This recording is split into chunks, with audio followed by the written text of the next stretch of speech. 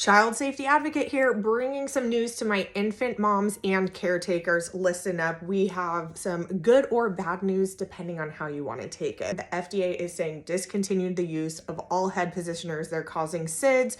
They do not help with flathead. They were sold because they helped with flathead. Supposedly, they were saying that that's not what happens. If you think your baby has a flathead or anything like that, go to your pediatrician. There's some tips and tricks and some therapists that can work on that with you. Head positioners are doing nothing but increasing the risk of SIDS, suffocation, and death. Now, this one's good news for me. I've been warning parents of Tots or what I call Death-A-Tots and Snuggle Me Organics, what I call Suffocate Me Organics, for years now due to suffocation risk. And there's been a lot of babies that have died in this, and they are just not complying with the CPSC guideline. They have a ISP rule, which is inclined sleep positioners, and they have been violating a lot of these rules, putting in babies in unsafe situations. Tot got the violation. I think Snuggle Me Organic and the other positioners will be in effect probably in the following weeks. They said that they have to stop the sale of anything after this past June. I know some parents love this. Let me just make this clear. Like, you don't know it's dangerous until you know. So if this is the first time you're finding out,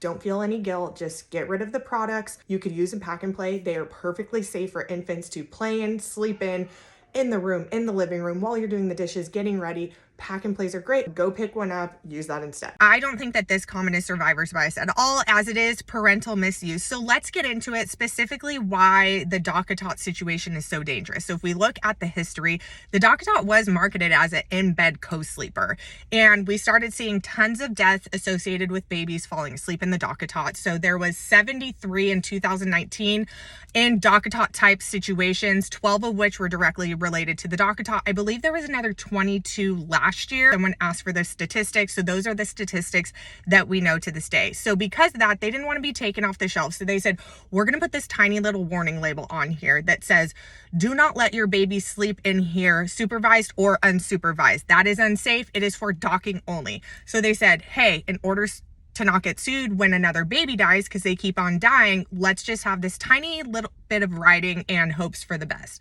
So what's dangerous with that is the marketing is still very much babies falling asleep in Tots, babies getting their monthly photos asleep in Tots in cribs. Like, it's still very marketed on social media with babies sleeping in it. And we've seen all the advocates talking about it. We know it's for docking only. Look at the behavior of an infant. The likelihood of an infant falling asleep in one of these loungers is highly likely.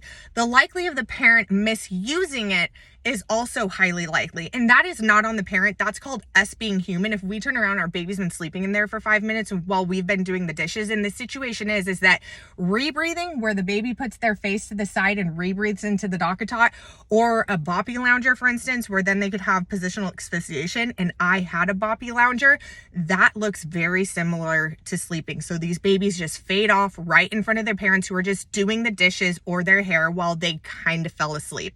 So that's the issue that we have, and that's why there's been so many deaths. So there is survivor's bias in the comments, and I have perfected my approach on this. I cannot save your baby. I cannot go to your house and lie your baby down alone on their back in a crib every night. I can't do that, but I can provide evidence-based support and information for you to make the best educational decisions for your family.